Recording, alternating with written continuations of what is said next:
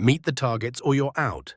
Marcus stood in the security office, his eyes fixed on the new manager who was leaning back in his chair, arms crossed. The manager's voice was firm, his words leaving no room for negotiation. Marcus nodded, trying to process the impossible targets that had been set for him. He left the office, his mind racing with thoughts of how he would meet the demands. As he walked, he pulled out his patrol log and began to fill in the required information, his pen moving quickly as he falsified the times and locations of his patrols.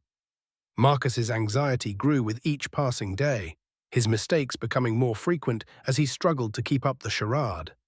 One night, as he was filling out his log, he caught himself making another error and his frustration boiled over. He crumpled the paper in his hand, feeling like he was trapped in a cycle of deception. The next morning, Marcus decided to take a different approach. He sat down at his kitchen table, picked up the phone, and dialed the number for the company's HR department. "Hello, I need to report a problem with my manager's demands," he said, his voice firm.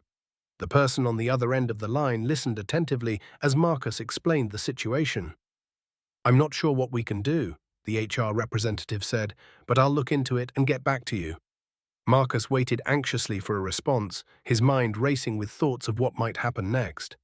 A few days later, the HR representative called him back, saying that the company would investigate the matter. However, there would be consequences for Marcus's complaint. "You'll be losing your favorite shift," the representative said. Marcus nodded, even though the person on the other end of the line couldn't see him.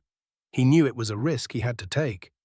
Marcus adjusted to his new shift, finding that he had more time to focus on his studies during his breaks. He no longer had to worry about falsifying his logs, and his anxiety began to dissipate.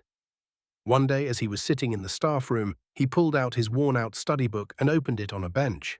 He found the page he was looking for, and with a highlighter, he marked a key term.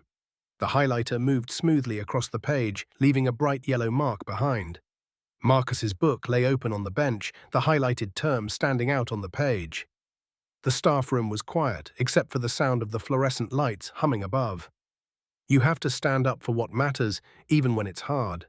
You can do this in your own week, by speaking up when you see something that's not right.